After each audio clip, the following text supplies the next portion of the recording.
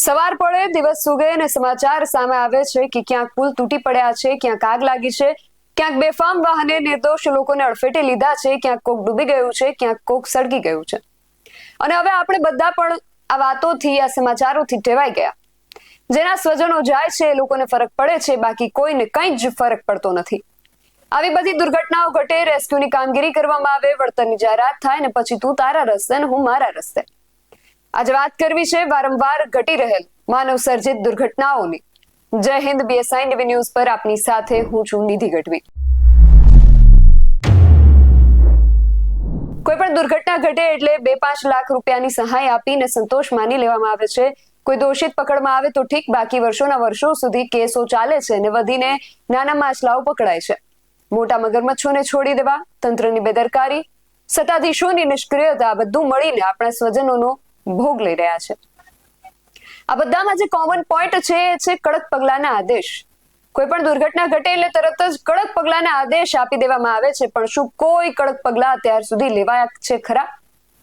આપણે જેમને મત આપીને ચૂંટ્યા એ કડક પગલાના આદેશ આપીને છૂટી જાય છે, પણ જો ખરેખર કોઈ કડક પગલા લેવાતા હોત તો આજે આપણે આ દિવસ જોવાનો વારો ન આવ્યો હોત.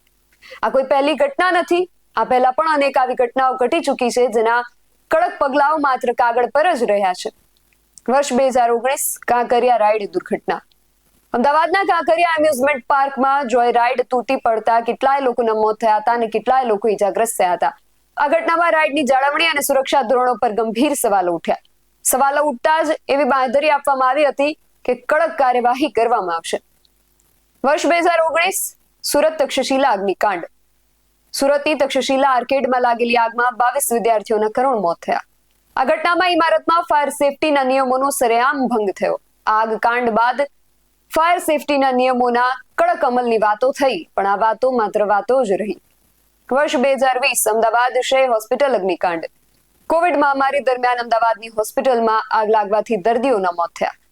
આ ઘટનાઓએ હોસ્પિટલોમાં ફાયર સેફટીની ખામીઓને ઉજાગર કરી અને આ કિસ્સામાં પણ તપાસ અને કાર્યવાહીના આદેશ અપાયા.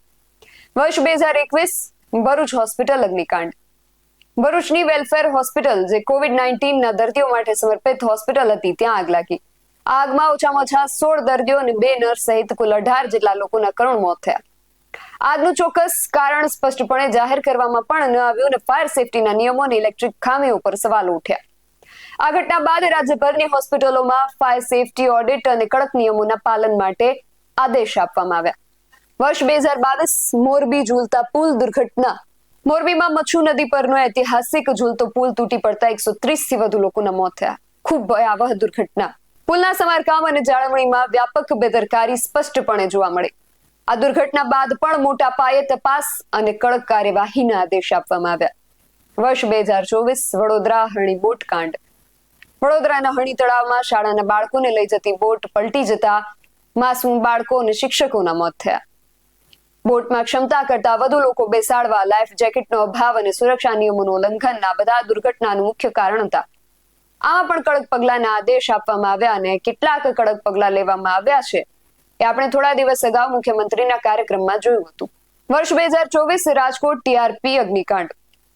રાજકોટના TRP ગેમ ઝોનમાં લાગેલી ભીષણ આગમાં 30 જેટલા લોકોએ જીવ ગુમાવ્યા. આ ગેમ ઝોન ગેરકાયદેસર રીતે ચાલતો હોવાનું અને ફાયર સેફટીના કોઈ જ નિયમોનું પાલન ન કરતો હોવાનું બહાર આવ્યું.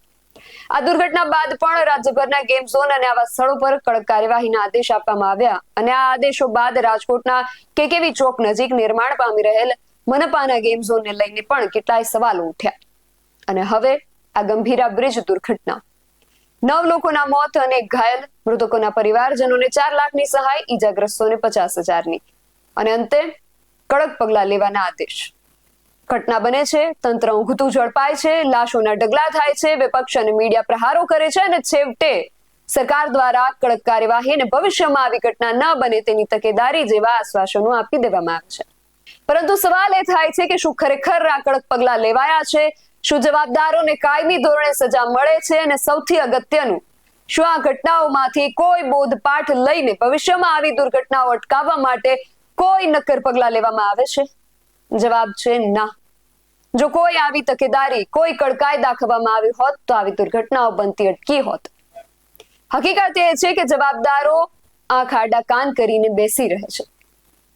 તમને આ દુર્ઘટનાઓની પાછળ મુખ્ય કારણ શું લાગે છે? તંત્રની બેદરકારી, સત્તાધીશોની નિષ્ક્રિયતા, કડક પગલાંના માત્ર આદેશો કે અન્ય કોઈ કારણ? તમારો મત અમને કમેન્ટ કરીને ચોક્કસથી જણાવજો. આવા જ વધુ અહેવાલો સાથે મળતા રહીશું. તમે મારી YouTube ચેનલને સબસ્ક્રાઇબ કરવાનું અને અમને Facebook અને Instagram પર ફોલો કરવાનું ભૂલશો નહીં. બાકી અવનવી અપડેટ્સ માટે આપ જોતા રહો BS9 TV ન્યૂઝ. નમસ્કાર.